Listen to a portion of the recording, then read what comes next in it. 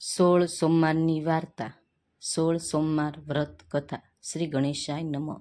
મિત્રો, આપ સૌ જોઈ રહ્યા છો યુટ્યુબ. આપની ચેનલમાં આપ સૌનું સ્વાગત છે. મિત્રો, આજે આ વિડીયોમાં આપણે સાંભળશું શ્રાવણ માસના સોમવારની કથા, 16 સોમવારના વ્રતની કથા. જે શ્રાવણ માસમાં આ 16 સોમવારની વ્રત કરે છે તેના ચાતુર્માસ કર્યાનું પુણ્ય ફળ પ્રાપ્ત થાય છે, મનોકામના પુણ્ય થાય છે. અને આ 16 સોમવારનું વ્રત શ્રાવણ માસના સોમવારથી શરૂ થાય છે. ભગવાન શિવજીની પૂજા થાય છે. વહેલા ઉઠીને સ્નાનાદિકથી પરિવારને શુદ્ધ વસ્ત્ર ધારણ કરવા અને ત્યારબાદ ભગવાનના મંદિરની પાસે આવીને આ 16 સોમવારના વ્રતનો સંકલ્પ કરાય છે. પીળા રંગના 4 દોરા ભેગા કરવા, સરખા અંતરે એક એક કરીને 4 ગાંઠો વાળવી. દર સોમવારે મહાદેવજીનું ભોજન દર્શન કરી ના સ્મરણ કરવું અને એક ટાઈમ ભોજન લેવું અથવા ઉપવાસ કરવો. શિવ પાર્વતીજી આ કથા અવશ્ય સાંભળવી અને કથા સાંભળનાર મહાદેવજી મહાદેવજી એમ રટન કરવું. અને કથા સાંભળે. આ વિડીયોમાં સાંભળશું 16 સોમવારના વ્રતની કથા. જો આપને આ વિડીયો પસંદ આવે તો લાઈક કરજો, શેર કરજો. આપના ચેનલ પહેલી વખત જોઈ રહ્યા હો તો સબસ્ક્રાઈબ કરી લેજો, જેથી આવનાર નવા વિડીયોની માહિતી આપ સુધી તરત પહોંચી શકે. ધન્યવાદ. 16 સોમવારની વાર્તા. એકવાર શિવ પાર્વતીજી પોતાના મંદિરમાં બેઠા હતા અને બેઠા બેઠા શોખાબાજીથી રમતા રમતા, પરંતુ એકની રમતમાં કોઈ હાર્યું કોઈ જીતે એ ન્યાય કોણ કરે તેનો વિચાર એ તો કરતા હતા. એટલામાં મંદિરમાં પૂંજારી તપોધન બ્રાહ્મણ ત્યાં આવી ચડ્યા. એટલે શંકર અને પાર્વતીજીએ તેમને પોતાની પાસે બેસવાનું કહ્યું અને રમતામાં ન્યાય આપવા માટે જણાવ્યું. શિવ પાર્વતીજીએ રમત શરૂ કરી. તપોધન બ્રાહ્મણ તેમની પાસે જ ઊભા હતા. એક બાજી પૂરી થઈ, તેમાં ભગવાન શિવજી જીતી ગયા. ત્યારે બ્રાહ્મણને પૂછવામાં આવ્યું, કોણ હાર્યું અને કોણ જીત્યું? ત્યારે બ્રાહ્મણ બોલ્યા, પ્રભુ આપ જીત્યા, માતાજી હાર્યા. પછી બીજી બાજુ શરૂ થઈ, તેમાં પાર્વતીજી જીત્યા. ત્યારે ફરી બ્રાહ્મણને પૂછવામાં આવ્યું, કોણ હાર્યું અને કોણ જીત્યું? ત્યારે બ્રાહ્મણ બોલ્યા, પ્રભુ આપ જીત્યા અને માતાજી હાર્યા. ત્રીજી બાજુ ફરીથી નખાણી, તેમાં પણ પાર્વતીજી જીતી ગયા. ત્યારે બ્રાહ્મણને પૂછવામાં આવ્યું, ત્યારે બ્રાહ્મણ ફરીથી એ જ જવાબ આપે છે કે પ્રભુ આપ જીત્યા, માતાજી હાર્યા.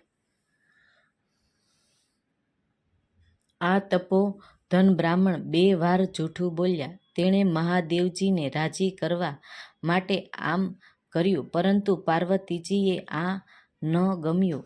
એ તો એવો ક્રોધ ભરાયા અને બ્રાહ્મણને શ્રાપ આપી દીધો કે હે બ્રાહ્મણ, 3 બાજીમાંથી 2 બાજી હું જીતી હતી, છતાં તમે જૂઠું કેમ બોલ્યા? ખોટો ન્યાય આપો. આથી હું તમને શાપ આપું છું કે તમારા આખા શરીરમાં કોઢ ફૂટી નીકળે. શ્રાપ અને મુક્તિનો માર્ગ.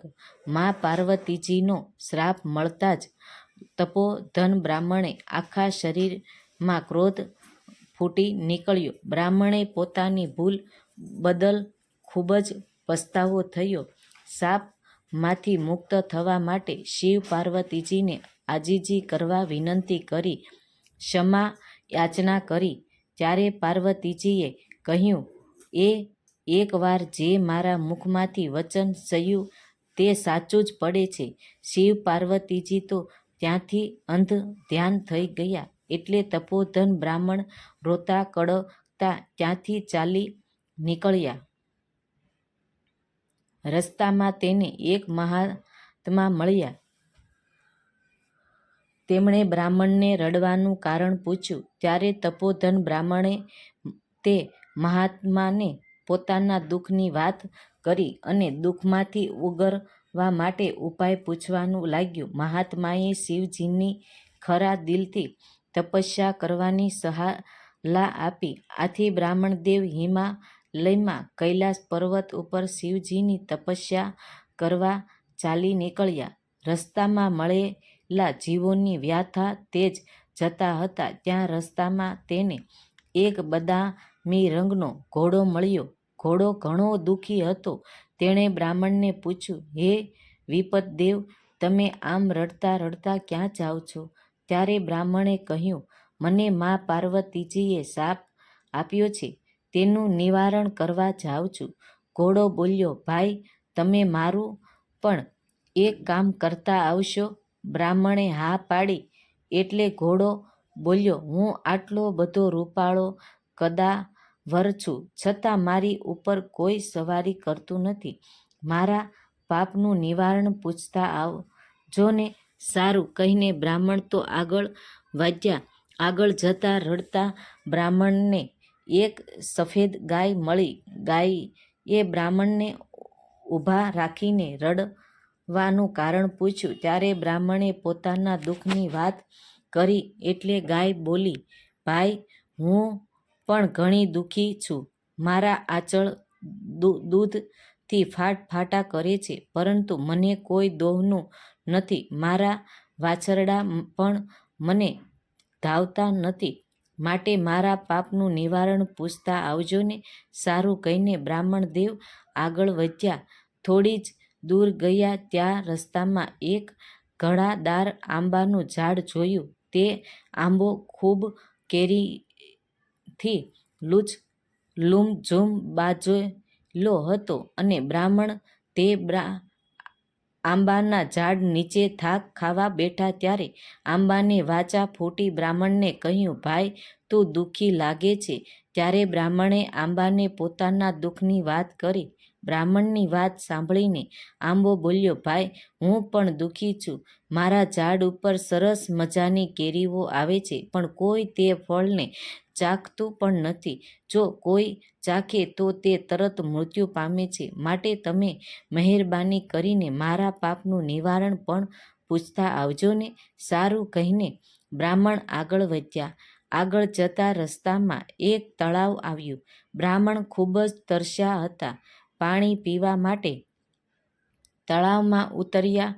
ત્યાં જ તળાવમાંથી એક મગર બ્રાહ્મણ આવ્યો અને તેણે પણ બ્રાહ્મણને એ જ સવાલ પૂછ્યો. બ્રાહ્મણે પણ એ જ જવાબ આપ્યો. ત્યારે મગરે કહ્યું, ભાઈ, હું પણ તમારી જેમ દુઃખી છું.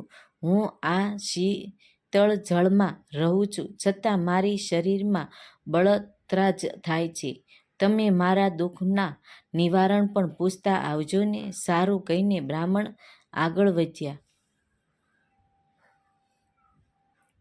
મહાદેવજીના દર્શન અને વ્રત વિધિ તે હિમાલયમાં કૈલાસ પર્વત ઉપર આવી ગયા. તેણે એક ઝાડ નીચે બેસીને તપ કરવાનું શરૂ કર્યું. ખૂબ કઠિન તપસ્યા કરીને તપથી મહાદેવજીને પ્રસન્ન કર્યા અને પ્રભુ મહાદેવજીએ બ્રાહ્મણને દર્શન આપી વરદાન માંગવા કહ્યું. ત્યારે બ્રાહ્મણ બોલ્યા, હે મહાદેવજી, આપ માતાજીના શાપમાંથી ઉગારો, મારો કોટ મટાડો. ત્યારે મહાદેવજી કહે છે, હે ભૂદેવ, આ માટે તો તમે ખરા દિલથી 16 સોમવારનું વ્રત કરશો તો જરૂર તમારો કોટ મટી જશે. તમે મહાદેવજીના શાપમાંથી મુક્ત થઈ જશો. ત્યારે બ્રાહ્મણ કહે છે, હે પ્રભુ, મારે આ વ્રત કઈ રીતે કરવું? ત્યારે મહાદેવજી કહે છે, સાંભળો, આ વાત શ્રાવણ માસમાં પ્રથમ સોમવારથી શરૂ થાય છે અને 16 સોમવાર સુધી આ વ્રત કરવું હોય છે. શ્રાવણ માસના આગલા દિવસે એટલે કે દિવાસાના દિવસે સૂતરના પીળા રંગના 4 તાંતણા ભેગા કરીને તેની વચ્ચે થોડો થોડો અંતરે 4 ગાંઠ વાળવી અને ગળામાં તે દોરો પહેરવો. દર સોમવારે સવારે વહેલા ઉઠીને નાહી ધોઈને મહાદેવજીના મંદિરમાં જઈને પૂજન કરવું, દર સોમવારે એક ટાઈમ ભોજન લેવું, શ્રાવણ ભાદરવો આસો અને કારતક માસનો છેલ્લો સોમવાર આવે એટલે 16 સોમવાર થાય ત્યારે સુધી આ વ્રત કરવું. 16મા સોમવારના દિવસે 4.5 સેર ઘઉંના લોટમાં 1.25 સેર ઘી અને 1.25 સેર ગોળ નાખીને લાડુ બનાવવા. આ લાડવાના 4 ભાગ પાડી એક ભાગનો લાડુ મંદિરના પૂજારીને આપવો, બીજા ભાગ રમતા બાળકોને, ત્રીજા ભાગ ગાયને અને ચોથા ભાગનો લાડુ તે વ્રત કરનારને સ્વયંમે લેવો. આમ કરતાં પણ જો લાડુ વધે તો વધેલાનો ભૂકો કરીને કીડિયારું પૂરી દેવું. તેમ કરતાં પણ જો વધે તો જમીનમાં દાટી દેવું. આ રીતે વ્રતનું ઉજવણું થાય છે. જો આ વ્રત શ્રદ્ધાપૂર્વક કરવામાં આવે તો કાંઈ કચન જેવી થઈ શકે.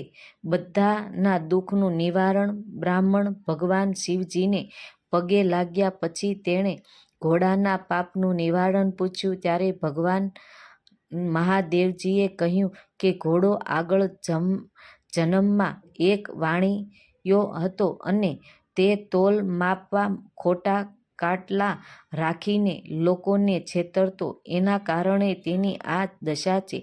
જો તું ઘોડા પર સવારી કરીશ તો તેની બધી તકલીફ દૂર થઈ જશે. પછી બ્રાહ્મણે શિવજીને ગાયના પાપનું નિવારણ કરવા માટે પૂછ્યું. ત્યારે શિવજી બોલ્યા, આ ગાય આગલા ભવમાં એક સ્ત્રી હતી, ભારે ક્રોધિત હતી, એટલા માટે તેને આ દશા થઈ છે. તેના પાપના નિવારણ માટે તું તેના આંચળમાંથી દૂધ કાઢીને મારો અર્થાત શિવલિંગનો અભિષેક કરજે. તેનાથી તેનું દુઃખ દૂર થઈ જશે. બ્રાહ્મણે આંબાનું દુઃખ પૂછ્યું. ત્યારે શિવજીએ કહ્યું કે આંબો પૂર્વજન્મમાં ખૂબ જ લોભિયો માણસ હતો. તેથી તેની આ દશા થવા પામી છે. તું તેના પાપના નિવારણ માટે આંબાની નીચે દાળેલા ધન ચરુને કાઢીને તે ધનને સંકલ્યામાં વાપરજે. તેથી તેનું બધું દુઃખ દૂર થઈ જશે. ત્યારબાદ બ્રાહ્મણે મગરનું દુઃખ જણાવ્યું. ભગવાન શિવજી બોલ્યા કે મગર ગયા જન્મમાં મોટો પંડિત હતો, છતાં કોઈને શાસ્ત્ર વિદ્યા શીખવાડતો નહીં. આથી તેની આ ગતિ થવા પામી છે. તેના પાપના નિવારણ માટે તું મારા પર ચડાવેલા બીલીપત્ર તે મગરની આંખ પર અડાડીશ તો તેની બળતરા દૂર થઈ જશે. આ બ્રાહ્મણ બધાયના દુઃખનું નિવારણ જાણીને ભગવાનને પ્રણામ કરીને શિવલિંગ પર ચડાવેલું એક બીલીપત્ર લઈને ચાલતા થયા. શ્રાપ મુક્તિ અને વ્રતનું પાલન પછી ચાલતા ચાલતા તે બ્રાહ્મણ તળાવ પાસે આવ્યા. તળાવના કિનારે પહેલો મગર બ્રાહ્મણની રાહ જોઈને બેઠો હતો. બ્રાહ્મણે તેને મહાદેવજીની બધી વાત કરી અને બીલીપત્ર મગરને આંખે લગાવ્યું. તેથી મગરની બળતરા દૂર થઈ અને તેણે આભાર માન્યો. ત્યાંથી બ્રાહ્મણ આગળ વધ્યા અને રસ્તામાં આવેલા આંબાના ઝાડ પાસે આવ્યા. મહાદેવજીની બધી વાત તે આંબાને કરી અને આંબાના તળાવ થળ નીચે જે ચરુ દાળેલો હતો તેને કાઢીને તેનો ધનનો કાર્યમાં ઉપયોગ કર્યો, જેથી આંબો પણ શ્રાપ મુક્ત થયો. ત્યાંથી બ્રાહ્મણ આગળ વધ્યા. પહેલી ગાય મળી. મહાદેવજીની ગાયને પણ વાત કરી. ગાયના થનમાંથી દૂધ કાઢીને શિવલિંગનો અભિષેક કર્યો, જેથી ગાય પણ પ્રસન્ન થઈ અને તેના પાછરડા રમતા રમતા આવીને ગાયને ધાવવા લાગ્યા. બ્રાહ્મણનો આભાર માન્યો. ત્યાંથી બ્રાહ્મણ આગળ વધ્યા. રસ્તામાં પહેલો બદામી રંગનો ઘોડો મળ્યો. ઘોડાને બધી વાત કરી. ઘોડા ઉપર બ્રાહ્મણે સવારી કરી અને તેના પાપનું નિવારણ થઈ ગયું. ત્યાંથી બ્રાહ્મણ પોતાના ઝૂંપડીએ આવ્યા. ત્યાં શ્રાવણ માસ બેસી ગયો હતો અને બ્રાહ્મણે 16 સોમવારનું વ્રત શરૂ કર્યું. શ્રદ્ધાપૂર્વક આ વ્રત કર્યું. જોત જોતામાં 4 માસ વીતી ગયા. કારતક મહિનાનો છેલ્લો સોમવાર આવ્યો ત્યારે બ્રાહ્મણે વ્રતનું ઉજવણું કર્યું અને પાર્વતીજીએ બ્રાહ્મણની ભક્તિથી પ્રસન્ન થઈને તેમણે બ્રાહ્મણની કાંઈ કચન જેવી કરી દીધી. બ્રાહ્મણનો કોઢ દૂર થઈ ગયો અને પાર્વતીજીના શાપમાંથી મુક્ત થઈને બ્રાહ્મણ ખૂબ જ પ્રસન્ન થયા. રાજકુમારીનો સ્વરમ અને લગ્ન એવામાં તે ગામના રાજાની કુંવરીનો સ્વયં રચાયો હતો. તપોધન બ્રાહ્મણે પણ આ વાતની જાણ થતાં જ રાજાની કુંવરીના સ્વયંવર જોવા માટે ઉપડ્યા. તે ગામમાં પાદરે પહોંચ્યા ત્યારે વિશાળ મંડપ સ્થાપેલો હતો. તપોધન બ્રાહ્મણ તો મંડપની એક બાજુ જઈને ઊભા રહ્યા. થોડી વારમાં એક શણગારેલી હાથણી વરમાળા લઈને આવી અને બધા રાજકુમારો પાસેથી ફરતી ફરતી તે બ્રાહ્મણ પાસે આવી અને તેણે વરમાળા તપોધન બ્રાહ્મણના ગળામાં પહેરાવી દીધી. આ જોઈને આખા મંડપમાં કોલાહલ મચી ગઈ. ત્યારે રાજા બોલ્યા, હાથણી ભૂલે છે, ચૂપ કરે છે. રાજાએ તરત જ બ્રાહ્મણને મંડપની બહાર કાઢ્યા. ફરી હાથણી તે મંડપની બહાર નીકળીને તે બ્રાહ્મણને જ ગળામાં વરમાળા પહેરાવી. આખા સભા બોલી ઉઠી કે ભગવાને ધાર્યું હોય તેમ થાય, ભગવાને ધાર્યું હોય તેમ થાય. રાજાએ પોતાની કુંવરીના લગ્ન તે બ્રાહ્મણની સાથે કરાવી આપ્યા. બ્રાહ્મણની માતા દીકરા સાથે વહુને જોઈને રાજી રાજી થઈ ગયા. રાજાએ પોતાની દીકરી અને જમાઈ બ્રાહ્મણને રહેવા માટે એક મોટો મહેલ આપ્યો. તપોધન બ્રાહ્મણ, તેની પત્ની અને માતા ત્રણેય આનંદથી મહેલમાં રહેવા લાગ્યા. વ્રતનો ભંગ અને રાણીનો વનવાસ સમય બાદ રાજા મરણ પામ્યા. રાજાએ બાળકમાં માત્ર રાજકુમારી જ હતા ત્યારે આ તપોધન બ્રાહ્મણ રાજા બન્યા અને તેની પત્ની રાણી. બ્રાહ્મણે વિચાર્યું કે આ બધા સુખના દિવસો મહાદેવજીની કૃપાથી જ મળી આવ્યા છે, એટલે તેણે ફરી 16 સોમવારનું વ્રત આદર્યું. શ્રાવણ માસથી લઈને કારતક માસ સુધી 16 સોમવારનું વ્રત પૂર્ણ કર્યું. 16મા સોમવારે વ્રતનું ઉજવણું કરવાનું કહ્યું. તેથી બ્રાહ્મણ રાજાએ તેની પત્નીને 16 સોમવારના વ્રતની ઉજવણી કેવી રીતે કરવી તે સંઘળી હકીકત જણાવી. રાણીએ વિચાર્યું કે મારા પતિદેવને આવું સૂકા કોઠા જેવા લાડુ તે કંઈ ખવાતા હશે. તેણે તો 32 જાતના પકવાન બનાવ્યા. રાજા જમવા બેઠા. તેમણે થાળીમાં રસોઈ જોઈને રાણી પર ગુસ્સો કર્યો. ખૂબ દુઃખ થયું. શિવજીની માફી માંગી. બ્રાહ્મણ તો ભગવાનની સ્તુતિ કરીને થાળીમાં રહેલા અન્નદેવને પગે લાગીને ઊભા થઈ ગયા. અનાજના 4 દાણા લઈને ચારે દિશામાં નાખ્યા અને ભૂખ્યા પેટે સૂઈ ગયા. તે જ રાતે મહાદેવજી રાજાના સ્વપ્નમાં આવ્યા અને કહેવા લાગ્યા, હે રાજન, જાગે છે કે ઊંઘે છે? રાજા બોલ્યા, જાગું જ છું પ્રભુ. મહાદેવજી બોલ્યા, તારી રાણીએ તારા વ્રતનો ભંગ પાડ્યો છે, માટે તું તેને દેશ વટોળો આપી દે. રાજાએ કહ્યું, જેવી આપની આજ્ઞા. સવાર થયું અને રાજાએ રાણીને કાળા વસ્ત્ર પહેરવા માટે આપ્યા અને દેશવડો આપી દીધો. રાણીની વિપદાઓ. રાણી તો ચોધાર આંસુએ રડતા રડતા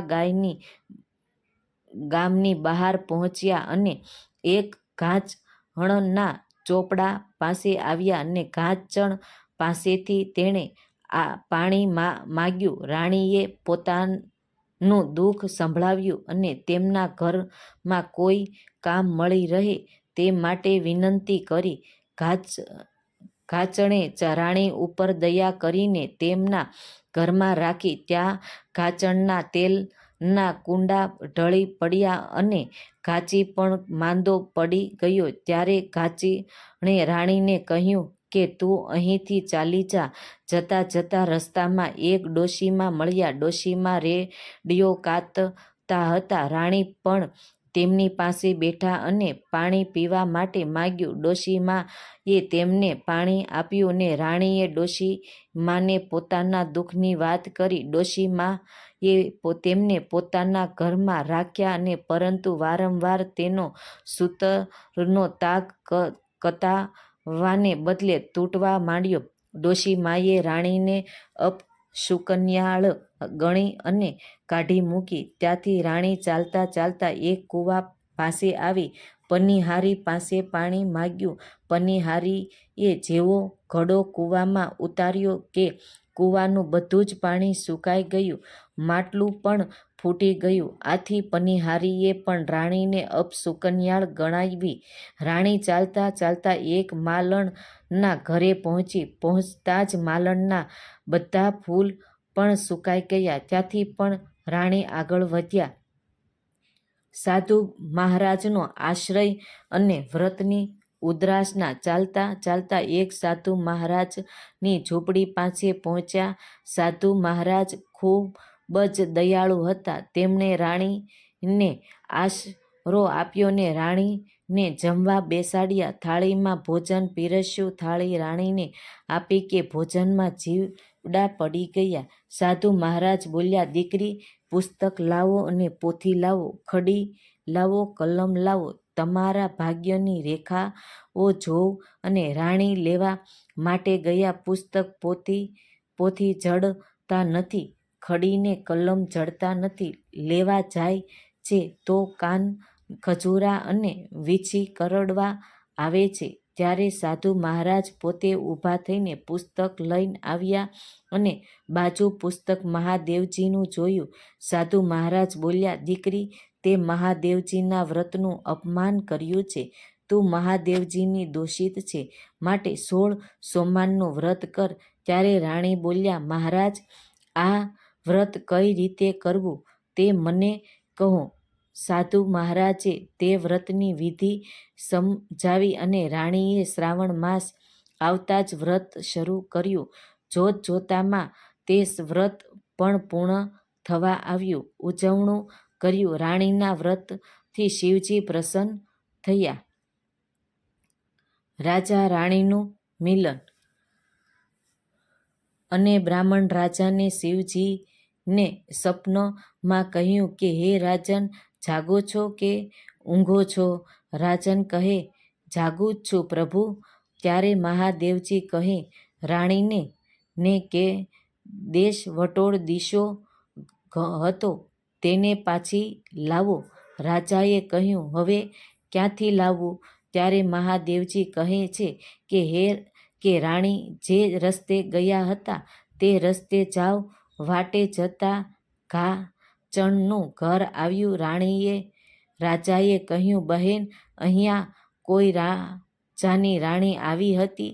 ઘાચણ કહે, રાણી જેવા રૂપ હતા પરંતુ રાણી જેવા લક્ષણ ન હતા.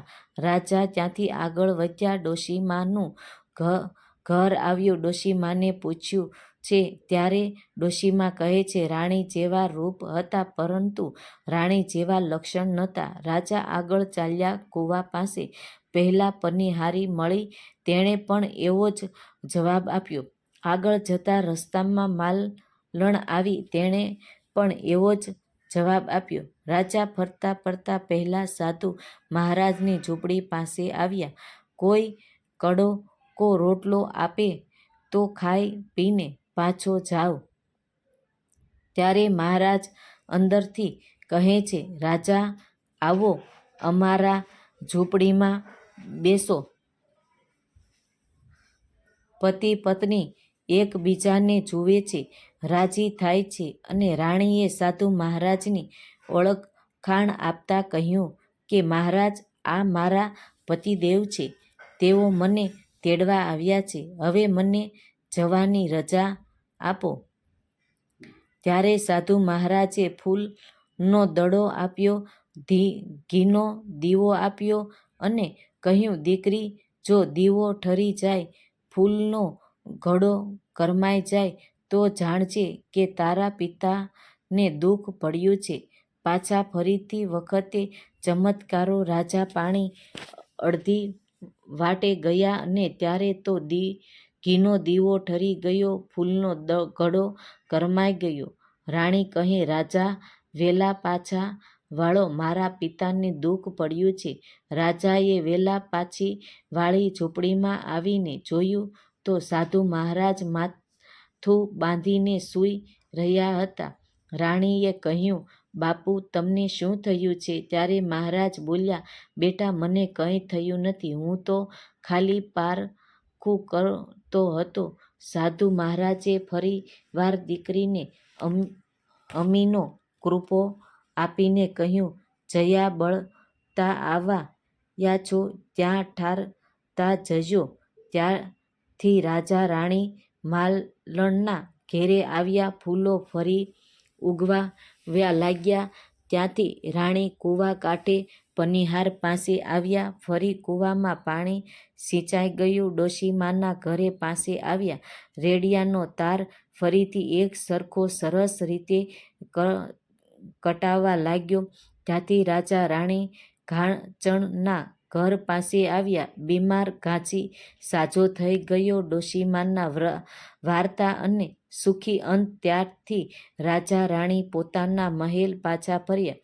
રાજાએ આખા નગરને રાજમહેલમાં જમવા માટે આમંત્રણ આપ્યું. પછી રાણીએ કહ્યું કે મારે મહાદેવજીની વાર્તા કહેવી છે. કોની આગળ કહું?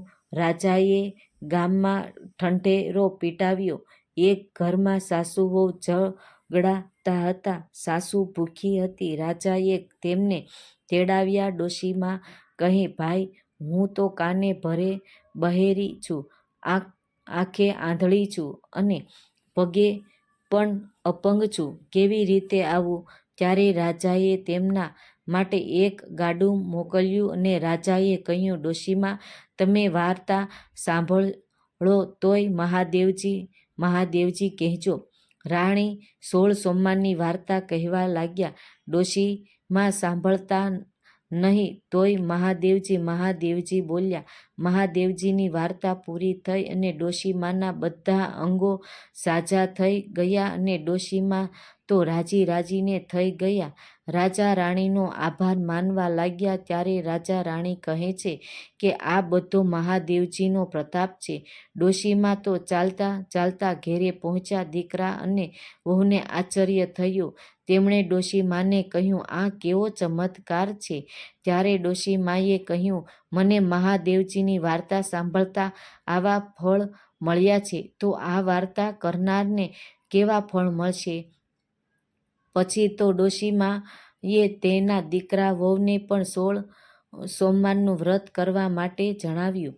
આ વાર્તાનો પ્રભાવ જાણીને આખા ગામના લોકો ભગવાન શિવજીનું 16 સોમવારની વ્રત કરવા લાગ્યા. ભગવાન દરેકની મનોકામના પૂર્ણ કરે. સમય જતાં રાણીએ એક સુંદર રાજકુમારને જન્મ આપ્યો.